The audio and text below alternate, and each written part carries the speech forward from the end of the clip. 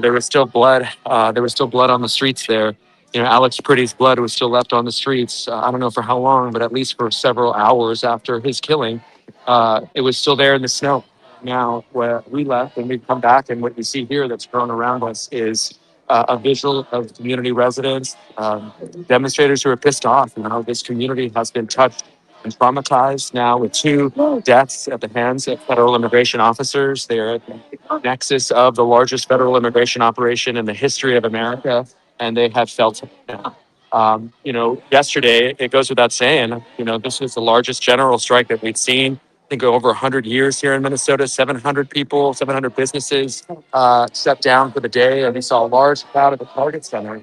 The flashpoint earlier this week was the abduction of Liam Conejo Ramos, the 5-year-old from Valley View Elementary. And we took you there and introduced you to his principal, showed you his empty locker, his little stuffy, his dinosaur stuffy, his favorite blanket that he left behind.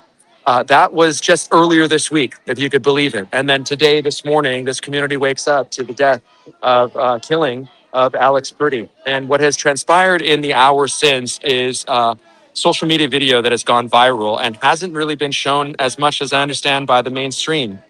That viral video has been slowed down to emphasize points where it appears that as though a federal officer disarmed Pretty took a gun from his waistband, and then those fatal shots were fired. Those videos have been posted on our social media. You want to go check that out, nickvalencianews.com. See everything out there. It's all for yourself, for you to see.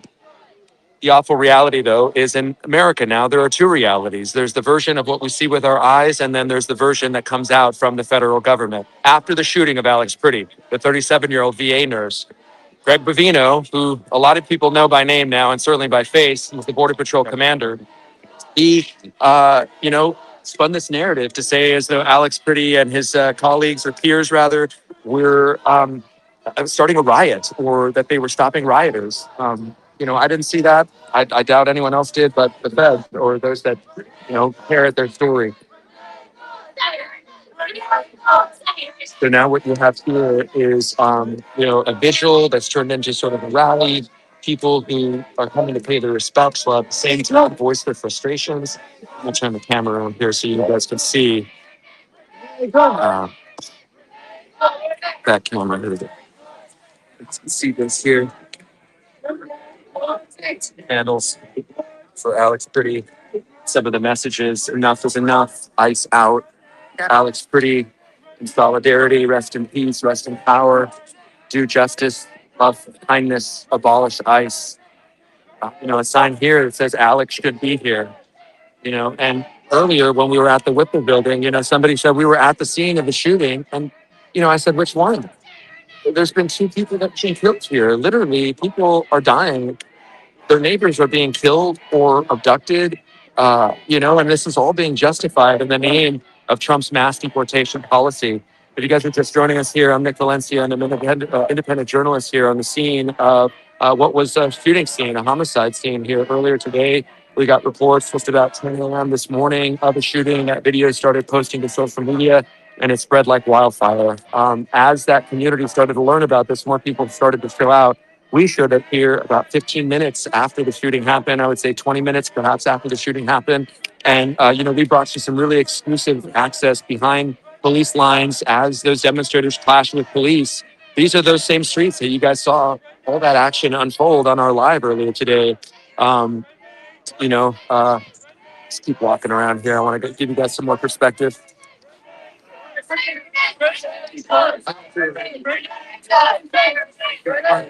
Hey, what's up, man? What's up? How are you? It's Matt Wagner with Al Media. What's up, my brother? How you doing, dog? Can't feel my face. Oh, God. Here we go. It's Matt Wagner. If you guys, Matt Wagner photos. He's with our Al Media Collective, independent journalists. Stick together, man. We're all out here on our own dime, but it's better to be, basically in a community than it is not to be, right? And we sometimes share reporting, share photos. Matt has been out here documenting it. Matt, you want to tell me what you saw earlier? We were talking earlier at lunch. I want to interview you, man. We were talking earlier at lunch, and you were telling me that you saw actually a weapon, an assault weapon used against a demonstrator. Yeah, I don't know what provoked it. You want to hold this while I put my glove on? Go ahead. I don't know what provoked it. But I heard whistles going off and I ran down and then the assault weapon was raised. Sorry guys. Yeah. My mouth is numb. We've been out here for an Yeah, hour and a out there half. a long time. But It's cold, guys. Also, on top of that, he had raised the assault weapon. I'll have pictures tomorrow. But great. raised the assault weapon and charged at the guy. He just had his hands up, knew he was in trouble. And The guy, it was a young kid too. It was a young man who. yeah, I couldn't tell because he had a pink Yeah, mask okay, on. got it. But I mean, the photo that he showed us at lunch is Under 30. it's basically a demonstrator who came out here, part of that early wave of demonstrators, and an assault weapon put up against his chest. You know, the barrel of the gun put up against his chest. You know, it's one thing for those flashbangs to go off. It's one thing for the tear gas canisters, Right. you know, the rubber bullets. But then, like, when you look at See that, and it gets Yeah. real. It gets real then, and especially within an hour of the shooting, it's like is it going to happen no one again? here. What are we doing?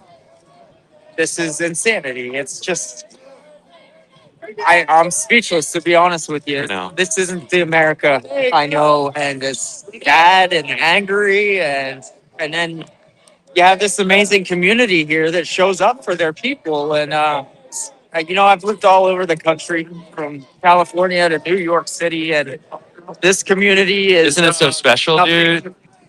short of miraculous. And what they've taken as far as abuse, and this is how they're dealing. Yeah. It's amazing.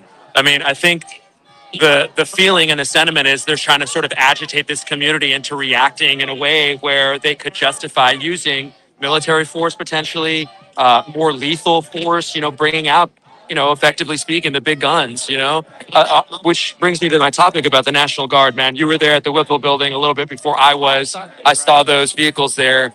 You know, what do we know about the National Guard being here? We don't know much. We tried to get up and talk to them, but they're not saying anything other than we're here to keep the peace. Okay. Which, what does that mean? Yeah. Does that mean that they're on the side of the citizens or are going to be on the side of the feds, you know, Right. to protect federal property? Yeah. Yeah. It's insane, man. Anything else you want to say before I let you go? Other than just stay tuned, share this, get it out to as many people as possible. This community is really, they're strong, but they can always use support from the outside. Just let them know that Absolutely. you're with them. And that goes for the world. It always is nice when we get messages from Norway or Australia or Ireland saying, we see it. We see it happening, and you guys are doing the right thing. So, yeah, just let them know you're with them. How can we follow you, man? Keep up your work. At Matthew.Wagner photos on Instagram.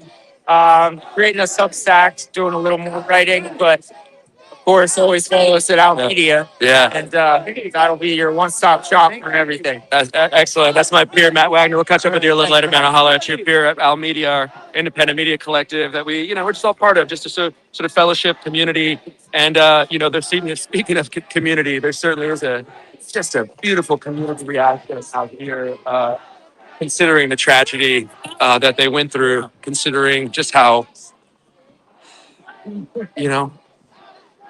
just how much they've been through the last week, Let's see if we can talk to some more people here who, or we can go down and show you this perspective as well. Let's do that. So we are now on the streets here of uptown Minneapolis, where earlier today there was a shooting, and you have people that are pissed. Some graffiti here. I mean, they want revenge. They want retaliation, and honestly, there was some fear among. I was talking about Matt Wagner. We were at lunch, and there was rumors starting to circulate that there was messages being spread on social media to ask Second Amendment, American citizens to flood Minnesota to come here and potentially confront law enforcement.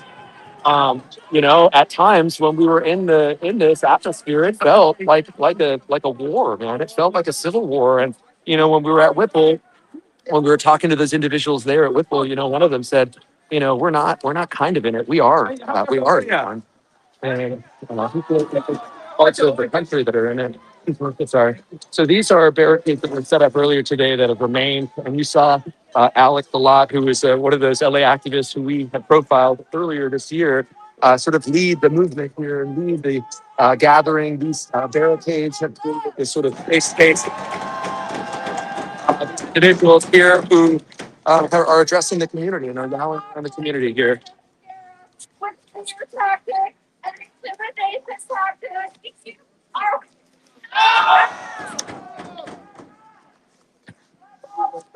right, guys, I'm going to flip the camera around so you guys can see. There we go. So this is the demonstrators here. Got mattresses. They're using the trash cans as drums, and they're addressing the crowd here. This was where we were at earlier when, just on the other side over there was where the flashbangs were lit and set off. And it was right here that the Border Patrol agents didn't want to let us get any further. And then this is the crowd that's left here. We'll just continue to walk around. Again, it's turned into sort of like a vigil and a rally. People coming out here to reflect and think about, what their community has gone through, and just wonderful, wonderful stepping up of people. Members, I believe. Are you part of the Somali community out here? Oh, this is so wonderful. What is this here? Oh, this is sambusa. It's called sambusa. And you just did this because you wanted people fed. Exactly. Are you a restaurant owner here or anything? No, I make these at home. You made them at home. Yeah, Oh my gosh. Tell me about what you've gone through here. Tell me about how it's been. honestly speaking, it was like really hard for us today. And I was literally at the mosque this morning and I heard about Alex. And honestly, Alex kind of similarly looks like my teacher, my math teacher in high school.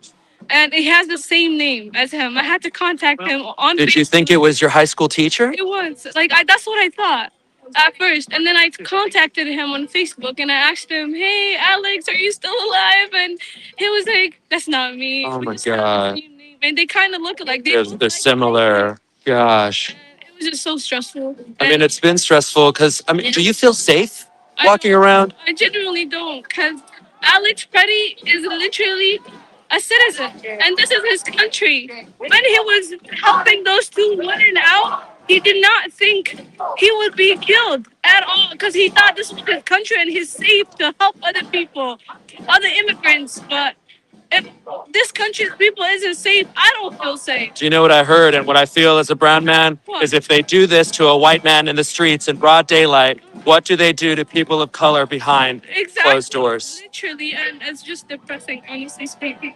Yeah. I've been out of tears. Yeah. To just this point, I'm just too close to even cry. Any message that you have for people that are watching this and are listening? Stay encouraged, because everyone is out here today for safety and to like fight against those violence. And I hope this has an end to it, because our little kids are literally worried about their parents going out every single day. Every thinking day. Their parents are not going to come back home. So I really hope this ends. Really hope this God ends. bless you. Can you say your name? My name is Nadran. Nadran. Yeah. Thank you so much, Nadran, for taking the time with me. I really appreciate that. Thank you. What's your name? I'm Nick Valencia, Nick Valencia News. You could follow there. Thank you. Okay, thank you so much. And you see the impact of the community, it's almost like if you just ask people how they're doing, they're on the verge of tears. That's how they're doing. How much further is it going to go? How much more of this are they going to take? What is going to be the response to all of this happening? Where does the line get drawn for these residents here who have been persecuted? I mean, I think that's a fair question, and I think something that a lot of people are asking themselves here. And I think the leadership in the state and there we go. The leadership in the state and locally, I think they're nervous about that, because they know that this community, they do come together, they support their own, and it's like, what's going to happen next? Will the response be one met with an equal but opposite force? It's just awful. And look, this community isn't burning any buildings. They're not looting. There's no rioting. There's nothing. Once the federal immigration officers that they had a problem with left, this turned into sort of a gathering here, like a block party.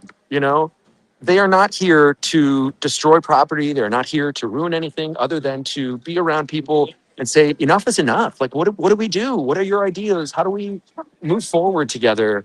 some people, I'm sure, have no idea what else to do but to come out here and just sort of connect with one another because they have been through so much trauma and they have been through so much pain here.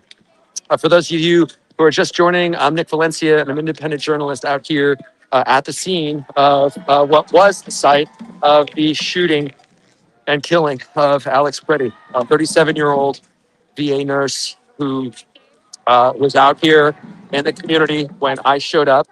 Federal immigration officers showed up, rather, and there was a tussle between him and the agents, one of whom had pushed down a woman. And it appears that Alex Pretti had done a chivalrous thing and trying to get in the way between these agents and the woman, trying to shield her from whatever agent they were spraying on her, a chemical agent. And then, in this video that was slowed down, looks as though, okay, he has a firearm on him. It was legally held. It looks as though it was removed from his waistband by one of these officers. And then they fire the fatal shots. It's so ugly and tragic. It really is. And there's sort of, golly, it's kind of hard to fathom that like another person has been killed here on the streets. People feel less safe. I mean, that's the irony of this all. It's like there's more law enforcement on the streets, but somehow people feel less safe. Think about that. Like this, if this is all about law and order and making the country feel safer and ridding us of our, these invaders or whatever they're called by people who support this. Why then here are so many people nervous and scared for their neighbors and loved ones? Why are there so many signs in these businesses like this one here? It says neighbors say ice out, and you have people who are coming together here because they are depending on each other. And in Spanish, they say solo el pueblo salva al pueblo. Only the people will save each other. They have felt like they were left down. And part of the frustration that happened earlier that we were seeing was that it seemed as though the state and local agencies were protecting the federal officers who were the target of the ire of these demonstrators. And that pissed people off, especially because the mayor has been so outspoken here. The leadership, the Democratic leadership has been so outspoken here about what they don't like seeing here. They have tried to get ICE to get out of here and Border Patrol to get out of here and have Gregory Bovino remove his men and agents from the streets. And then you see the local and state police, it appears, sort of protecting the feds. I mean, it was a tense, chaotic situation in atmosphere earlier. Some of you guys who are watching now, I'm sure saw it all unfold in my live. Alex, and this is what the scene is now. Alex Pretti. Alex Pretti. Alex Pretti. Alex Pretti. Alex Pretti. Alex Pretti. All right, guys. I'm going to turn the camera around, check my phone messages. Alex Pretti. Alex Pretti. Alex Pretti. Alex Pretti. Alex Pretti. Alex Pretti. Alex Pretti. Alex Pretti. Alex Pretti. Alex Pretti. Alex Pretti. Alex Pretti. Alex Pretti. Alex Pretti. Alex Pretti. Alex Pretti. Guys, if you're just joining us here, we're at the site of 26th and Inlet, where Alex Pretti was shot and killed by federal immigration officers earlier today. And it has turned into a vigil, somewhat of a rally. And a lot has transpired in the last couple of hours here. We're going to walk and talk as we talk and sort of get away from the scene here. All right. My friend Andy McIntyre just sent me a message to point out it was earlier that the Attorney General, Pam Bondi, reportedly sent a letter to Governor Tim Walz and said that the Trump administration would remove the federal immigration officers and shut down this largest federal immigration operation in the history of America if Minnesota turned over its voter rolls. Okay, that's. I'm sure some of you have read that by now, but if you want to hear that again, the Attorney General of the United States sent a letter to the governor of Minnesota saying we'll remove all the immigration agents if you just give us your voter rolls. Okay. As I say that and walk away from 26th and Nicollet, we've got more people here showing up, more demonstrators going to the vigil here, and more, it seems, independent journalists, documentarians, content creators, all that stuff. And then someone without a jacket. Gosh, not cold. Holy cow. Okay. It's like in the single digit temperatures over here. They've got some fires going on as well. People just getting warm. You mind if I get warm a little bit here? Oh my gosh, it's so cold. How cold is it? Does anyone check? Yeah, do you want a cupcake? Oh, do I want a cupcake? Yeah, I mean, kind of. I kind of do, Yeah, yeah. listen, can do something. I'll fucking shove a fucking. Are these like cupcakes in my normal cupcakes? Like nothing in them? cupcakes from the closest fucking town that won't like fucking support bacon? Okay, all right, cool. No, oh no, they're normal. Oh, they're not. Okay, good. Do you need Yeah. No. I just, I'm okay. I'm okay. Thank you. Some bar, like these kind of. She's telling one of them. Anyone want one or need one? I love it. All right. Blends that are good for the lungs if you're worried about it's not. Yeah. I'm an ethnobotanist. So I'm an independent journalist, man. My name's Nick Valencia. I'm just streaming. Yeah. Do you want to talk about why you came out here? Yeah, sure. Yeah. Let me put my glove on here really quick so I don't freeze. Go ahead. I'm not that good at talking, but I'll try. Oh, it's okay. Speak from the heart, bro. Speak from the heart. Not when it's this cold out. Oh, the best interviews are ones that are real and real conversation. So I'm Nick Valencia. I'm an independent journalist. I was out here about 15 minutes after the shooting. Yes. And all that stuff earlier. How soon did you get out here? Why did you come out? I got out here around 11:30 when we were over at Pillsbury. Yeah. Pillsbury, yeah. I was at home. I saw the video about 15 minutes after it happened. I think I don't remember at this point. It's too cold. It's too. My God, it's Yeah. so cold. Were you hit with any chemical irritants? I was. Describe what you went through. We all saw it happen here, but describe what you went through. to offer my joint. Part of it. So it was my first time being tear gassed. I will pay It's done really bad. I've been doing photography out here. Updating a Telegram channel that I run. Oh, awesome. But at that, I couldn't even handle my camera. It was so much of an irritant. You were that upset and that bothered by the smoke and everything. Yeah, that by the smoke. Yeah. They roughed me up. They were going after independent journalists. I had to constantly remind them who I was and show them my badge. And even that, this is a second backup badge. They ripped off my other one. Yeah. What's it like through all this? The largest federal immigration operation. So I moved here. I moved here in 2023 at the end of 2023. And Minneapolis quickly became a home to me. Everybody was so welcoming. Every person that I met was so welcoming, so kind. That Minnesota nice is real. Yeah, it is real. It is real. Minnesota nice is real. I lived on West 28th Street up on 2004. I was here in Uptown, and then I heard it, got shitty, and then it's back, and I don't know. At least it's not a homeless encampment anymore or whatever. But there was Minnesota nice, right? I live over in one of the suburbs, but all my friends are in Minneapolis. My hairdresser is in Minneapolis. My favorite restaurants are in Minneapolis. I live here. Oh, yeah. This is my home, and Cut you off. I'm gonna fight like hell for it. How much more can you take? You have Liam taken this week. You had Renee Good killed right before that. Yes. Now another one of your neighbors is killed. And Yeah. Where's the line for you guys? How much more is it going to take? About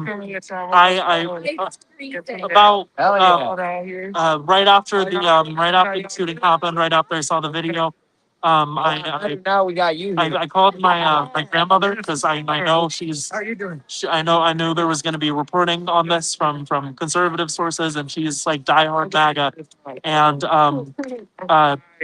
I wanted to get to her quick before news source, like any of these conservative news sources could.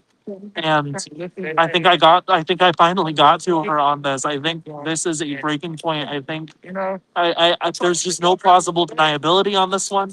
Obviously with Renee Good, they tried to use her car as an excuse. Yeah. I honestly didn't even hear about who was it? Who was the Greg Bavino?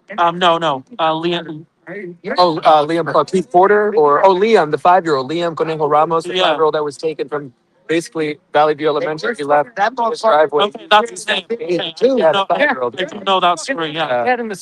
Yeah, I swear to that didn't even get through to her. But this today, this execution that happened right down the street right there. 400 yards away from where we're at. Yeah. And you know what we think as, brown people in America, if they're gunning white people down, white men in broad daylight, what are they doing to people of color behind closed doors? Yeah, I mean, there's a ICE facility in Texas, and People don't sleep. 3 people have died there We still in, don't sleep. in the past few months. I think it's 6 already this Right. month. Is it 6? Yeah, not in that facility, but Right. overall. Overall, yeah. Two of them were suicides. I don't know how I feel about that, but One was ruled a homicide. The one would appeared as though he was asphyxiated okay, yeah. by somebody else. Coroner ruled it a homicide. So Yeah. it's got to be. I think sometimes dealing with MAGA, it's like meet me in the middle and then take a step back. Exactly, yeah. I was waiting to hear you finish your story about your grandma because I have people in my life who I think sometimes that some of the stuff will get to them. They believe me and they love me, but it's not like they're ever going to get in the voting booth and change their vote to a D from an R or an I from an R. Yeah. You know what I'm saying? Or vote for the candidate that they really like because they stand hard on abortion or they stand hard on guns or whatever it is. Yeah, and today I had her watch the uncensored video. Wow. It wasn't a very graphic one, so I felt comfortable sending it to her. And which even if it was graphic, I probably would have sent it to her because I feel it's important for people to feel the emotions that I felt watching that video. Watching all of the videos and angles that have come out. If you are mentally well enough and can stomach that, watch the uncensored footage. If you want to go see it, you can go check it out. NickValenciaNews.com. Go to my Instagram. It's all there. We put it out there for you to see. Midas Touch slowed it down and show the critical moments where it appears a federal officer removed Alex Pretty's handgun from his waist, and then the shots were fired. So it's pretty it lays it out in sequence. What I see here also is like when you're talking each one teach one. You ever heard that? It's like you're like focusing in on hyperlocal on your grandma. Yeah. Because you're trying to teach one. It's like each one of us can teach someone else. Exactly. Yeah. And I wish you luck in your fight, man. Yeah, I've converted my mom. Okay. She was a kind of middle of the ground conservative, and I've basically pulled her into leftism. Well, for some, it's like the Republican Party's unrecognizable. Yeah. She won't call herself a leftist, but Okay. the beliefs that she expresses now and the conversations that I have with her, she is a leftist, and I'm just not comfortable with using that. She doesn't need a label, man. Doesn't It's in her heart. It's in her heart. And that is something that I'm proud of doing. I'm proud of communicating to her. And you can do that. If there's someone that you know deeply, you can pull at their heartstrings and pull them out of this brainwashing that has happened. It's each one teach one. Yeah. You were too cold to talk, huh? Look at you. Take care, man. Thank you so much for taking the time with Nick Valencia Live. Appreciate that. We stopped here to get warm. We held up. Thank you, man. Thank you guys so much. And these are leftovers. Some of these barricades here left over from what happened earlier. It's turned into a campfire. They're hanging out. It's a rally outside. It's a cool, kind of get together in some parts. In other parts, it's this sort of reflective atmosphere. And then in other parts, people are just fucking pissed. All right. So, I thought that kind of gave you a good sense of what the scene is like. We wanted to go down and talk to some people. hear what people were feeling, see what was going on down here. The whole time, I should point out that a helicopter, it would appear a law enforcement helicopter is just sort of hovering over steadily, keeping an eye on things. And there's a lot of road closures. So if you're watching us here in Minneapolis and planning on coming down here to the scene and checking out what people are doing, just be prepared for some road closures. I'm Nick Valencia, independent journalist, host and founder of Nick Valencia Media. Man, what a last 24 hours. What a time in our country. What a really, really difficult moment for Minnesota and for the families of those who have been directly impacted by this. I had somebody, a friend of mine, reach out to me. Several of you guys did, watching our reporting earlier. And, somebody said, "Oh, you're so brave, man." And that's not, I don't know. I mean, yeah, I hear that. And part of my ego is like, "Oh, yeah, that's so cool." But man, I am literally, there's a moment to meet in this country, and we are trying to meet the moment. I will never get tired of saying that because it's the damn truth. It's what is happening. To see more and more, I think what our part is in this is that there are people who had no idea what independent media was, what Substack was, but they knew that I was no longer at a job that I'd been at a long time, and they knew that I was a journalist that they could trust. And what we have built here in the last 7 months is strictly because of what is happening out there in the country. And to step into this moment and to speak truth to power and to also be really confident in our moral clarity of what this is. I get harassed more than I ever have. Some of it's really personal and hateful. And as much as I don't try to read the comments, it ends up happening. Or sometimes, people will message me. No one's ever really confronted me so far. It's, mostly keyboard warriors. But, initially it was scary. I'm a people pleaser, man. I like to make people happy. And for a long time, I worked within the margins of an employer. And as scary as it was to step into my own voice and to step into the void here that has been left behind by, a lack of some reporting here, we feel like we are making a difference. Those videos, a lot of them, you didn't see anywhere else but from independent journalists. And it goes without saying that independent media matters. And thank you guys so much for making us matter. I'm Nick Valencia signing off here from Minneapolis, Minnesota, where earlier today, 37-year-old Alex Pretti was shot and killed by federal immigration officers. It has led to protests in the streets and now a rally, really a vigil at the site of where he was shot and killed. Tomorrow is another day here in Minnesota. Thank you guys for watching. Thank you guys for helping us make truth go viral. Please like, share, subscribe, and continue to watch here as we continue to report from the ground. As always, guys, have a great day on purpose.